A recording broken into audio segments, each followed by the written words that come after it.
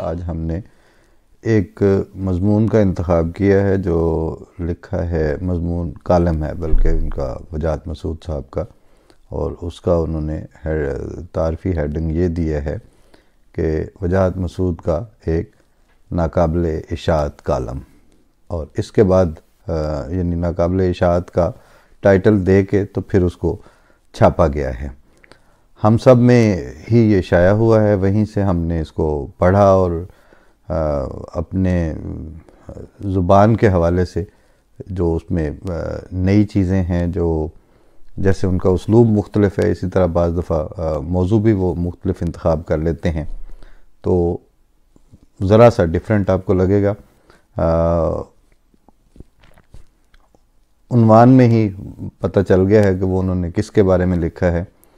حسن نثار قومی نفسیات کا نمائندہ نشان کیسے بنا، یہ اس کے ٹائٹل میں ہے، اور آگے ہے وجاہت مسعود کا ناقابل اشاعت کالم 13 تاریخ کی اشاعت میں یہ چھپا ہے۔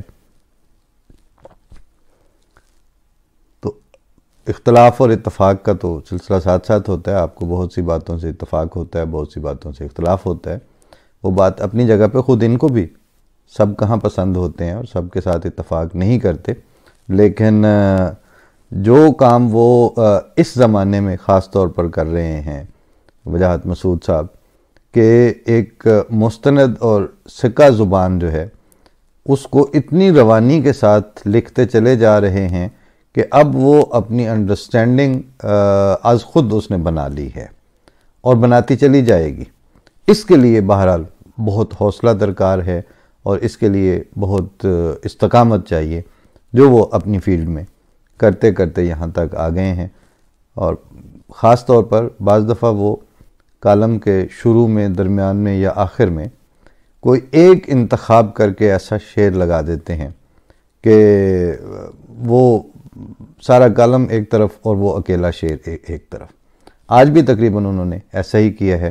اس سے پہلے ایک دفعہ میرا ایک کالم میں نے شروع میں، جب ہم سب شروع ہوا یہ سلسلہ اشاعت، تو پہلے ابتدائی مہینوں میں میں تقریباً روزانہ ہی دوسرے تیسرے دن میں اس میں لکھتا تھا، تو اس وقت بھی میں نے ایک کالم بھیجا تو اس کے انہوں نے سرخی یا ابتدائی پیراگراف میں ایڈیٹر کا حق استعمال کرتے ہوئے ایک اتنا اچھا شعر ایڈجسٹ کیا، وہ ابھی بھی مجھے اسی طرح یاد ہے کہ اول اول چلے من جملہ آداب جو بات، اول اول چلے من جملہ آداب جو بات، آخر آخر وہی تعزیر بنی ہوتی ہے۔ اب وہ کمال، مطلب 2 لائنوں میں ایسی بات ہو جاتی ہے کہ باقی ساری گفتگو ایک طرف۔ آج بھی آپ اس کا ذائقہ چکھیں گے اس کالم کے آخر میں، تو شروع کرتا ہوں میں ان کا وہی مضمون جو اس میں چھپا ہوا ہے کہ آج اس پیر فرتوت تند خو صحافی کا ذکر رہے، آج اس پیر فرتوت تند خو صحافی کا ذکر خیر ہوگا جو ہماری اجتماعی نفسیات اور ہمارے انفرادی مزاج کا نمائندہ ترین نمونہ ہے۔ یہ ذکر انہوں نے لکھا ہے، میں ذکر خیر اپنے پاس سے نکل گیا منہ سے۔ حقیقی نام لینے کی ضرورت نہیں، غالب نے بھی تو کہا تھا، بنا ہے شاہ کا مصاحب پھرے ہے اتراتا، آپ انہیں اسرار الحق کہہ لیجئے۔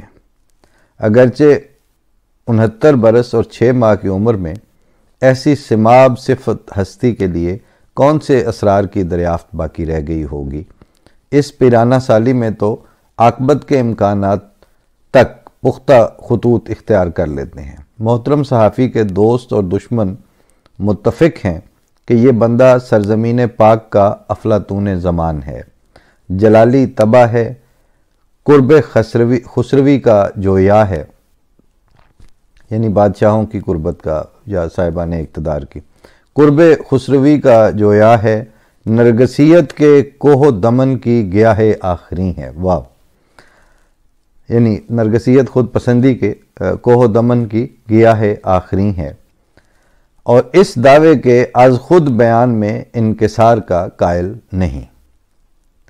قدرت حق نے اس مشت خاک میں وہ تمام خوب و زشت عناصر جمع کر دیے ہیں جن کے 23 کروڑ باشندگان ملک میں فشار اور انتشار سے ہمارا قومی تشخص مرتب ہوا ہے۔ البتہ ایک خوبی ایسی ہے جو اس نادرہ روزگار ہستی نے ذاتی کاہش سے پیدا کی ہے۔ بعض معمولی درجے کے شعراء کے ہاں آپ نے شعر دو لخت ہوتے دیکھا ہوگا، اسے شعری عیب شمار کیا جاتا ہے۔ ہمارے ممدوح نے نثر میں یہ کمال دکھایا ہے کہ ایک ہی جملے کے دو حصوں میں معنی کی ایسی خلیج رکھ دیتے ہیں کہ پڑھنے اور سننے والا بھونچکا رہ جاتا ہے۔ البتہ حضرت کے مزاج شناس ہوائے شہر تمنا کا رخ جان لیتے ہیں۔ اگلے روز فرمایا کہ نمبر 1، وزیر اعظم نے بلیک میل کا لفظ غلط استعمال کیا لیکن ان کی نیت غلط نہیں تھی۔ 2، مریم نے کوئٹہ جا کر اچھا کام کیا، انہیں ماڈل ٹاؤن جا کر اپنے باپ اور چچا کی طرف سے معافی بھی مانگنی چاہیے۔ 3، مولانا فضل الرحمان خود ٹھیک ہیں مگر ان کی صحبت غلط ہے۔ 4، پرویز مشرف کا دور نون لیگ اور پیپلز پارٹی سے بہتر تھا۔ 5، مسلمانوں کا نظام خلافت کا ہے، ہماری بد نصیبی کہ یہاں چپڑ کناتیے مغربی جمہوریت کا راگ الاپتے ہیں۔ اب ان بیانات پر غور فرمائیے۔ نیتوں کا حال کشاف ازل جانتا ہے۔ نیتوں کا حال کشاف ازل جانتا ہے۔ صحافی سرشتہ خبر سے تعلق رکھتا ہے۔ نیت کے ضمن میں یہی کافی ہے کہ ہزارہ والوں کا مبینہ بلیک میل کوئٹہ پہنچ کر پی ڈی ایم پر چپکا دیا گیا۔ مریم نواز کے کوئٹہ پہنچنے میں فی نکالنا تھی، ماڈل ٹاؤن کی پخ لگا دی۔ جون 2014 کا سانحہ ماڈل ٹاؤن زیر سماعت ہے۔ مریم کس خوشی میں معافی مانگے؟ وہ دستار صد رنگ کا حامان پیادہ کینیڈا سے پلٹ کر پیروی کیوں نہیں کرتا؟ ڈاکٹر طاہر القادری کے تشخص کے لیے کیا جملہ نکالا ہے کہ وہ دستار صد رنگ کا حامان پیادہ کینیڈا سے پلٹ کر پیروی کیوں نہیں کرتا؟ اپنے رفقا کا انتخاب مولانا فضل الرحمان کی ثوابدید ہے۔ قاضی جی شہر کی فکر میں دبلے کیوں ہو رہے ہیں؟ ویسے ان 4 پرفتوح ہستیوں کے بارے میں کیا خیال ہے جو طویل صحبت کے بعد ابھی مولانا سے الگ ہوئی ہیں؟ یعنی جو ان کی فضل الرحمان کی جو اب پارٹی کے اندر ان کے پرانے پاوے جو تھے وہ جو دراڑ پڑی ہے، یہ اس کی طرف اشارہ ہے۔ غاصب پرویز مشرف کا کسی منتخب صدر اور وزیر اعظم سے موازنہ وہی کر سکتا ہے جس نے دستور کی شق 5 اور 6 نہ پڑھی ہو۔ یہ ملک مغربی جمہوریت کے اصولوں کی روشنی میں حاصل کیا گیا تھا۔ چپڑ کناتیے کا مطلب تو کوئی چپڑ کناتیہ ہی بتا سکتا ہے، اور اگر اس میں ہمت ہے تو اپنی مطبوع خلافت کی صراحت میں چند صفحات کا ایک کتابچہ ہی لکھ دے۔ یعنی یہ جو خلافت کرتے ہیں وہ اس کی اپنے موقف کی وضاحت میں چند صفحوں کا ایک کتابچہ ہی لکھ دیں۔ تو یہ بات تو خیر اب جو شریعت کرتے ہیں ان سے بھی کہنی چاہیے کہ آپ ذرا اس وقت کون سی شریعت اور کہاں کی شریعت کہاں نافذ کرنا چاہ رہے ہیں، کیا مطلب ہے آپ کا، کس چیز کو آپ شریعت کے جامے پہنانا چاہتے ہیں؟ کچھ اس کا کوئی کتابی مستند کوئی اس کا ڈاکومنٹڈ سسٹم تو بنا کے دکھائیں لوگوں کو، جس طرح آپ روز خلافت کے پیچھے چل پڑتے ہیں اور ہر روز اور ہر مختلف جگہوں پہ آپ کو مختلف انداز سے اور مختلف حرکتیں کرتی ہوئی خلافت یہ پیش کر رہے ہیں۔ خلافت کا تو بس نام سنا ہوا ہے۔ تو وجاہت مسعود لکھتے ہیں کہ اپنی مطبوع خلافت کی صراحت میں چند صفحات کا ایک کتابچہ ہی لکھ دیجئے، بہتوں کا بھلا ہوگا۔ ہمارے محترم صحافی کو اپنے علم پر بہت غرہ ہے اور دوسروں کی جہالت پر ایمان بالغیب۔ علم کا فیصلہ موضوعی نہیں ہوتا۔ جو شخص 16 برس تک تیسری سیاسی قوت کے ٹھیلے پر ہانک لگاتا رہا ہو، ستمبر 2014 میں کنٹینر پر جا چڑھا، وہ چند مہینوں میں چین بول گیا۔ اپنی مردم شناسی پر سرعام نفرین کی حد تیرے شعور کی دم میں نمدہ۔ جو ایم کیو ایم کے قصیدے لکھتا تھا، اب اسے بانی تحریک کا نام تک لینے کی توفیق نہیں۔ دہشت گردی کے واقعات پر ماتم کرتے رہے، کبھی دہشت گردی کی سازش کا پردہ چاک کیا؟ 30 برس میں کوئی ایک تجزیہ ایسا کیا جو درست نکلا ہو؟ یہ دانش نہیں، طاقت کی اوٹ میں سازش کی حمایت کے بدلے ذاتی مفاد کی آڑت ہے۔ اور یہ فکرہ جو ہے، یہ اس وقت آپ بڑے جگادریوں، بڑے لکھاریوں، بڑے اینکرز اور پاکستان کے میڈیا کے اجتماعی مزاج کے اوپر چسپاں کریں، حرف بحرف صادق آئے گا۔ فکرہ دوبارہ عرض کر دیتا ہوں کہ یہ دانش نہیں اور نہ ہی یہ دانشور۔ یہ دانش نہیں، طاقت کی اوٹ میں سازش کی حمایت کے بدلے ذاتی مفاد کی آڑت ہے۔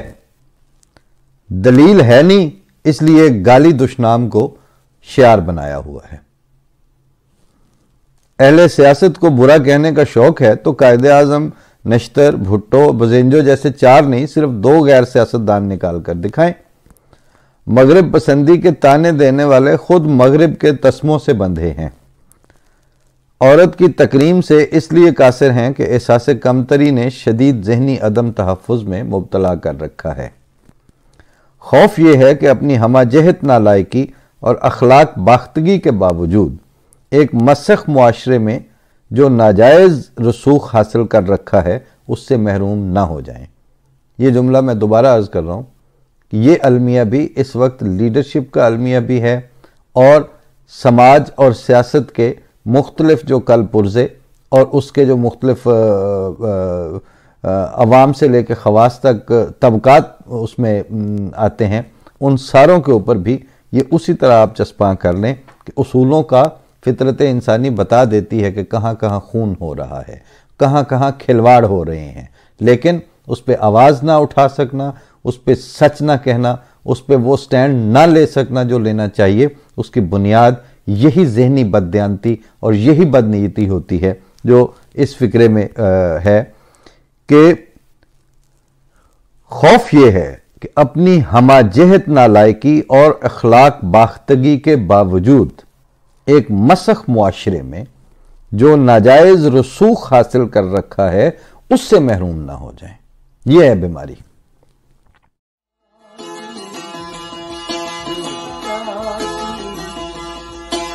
گئی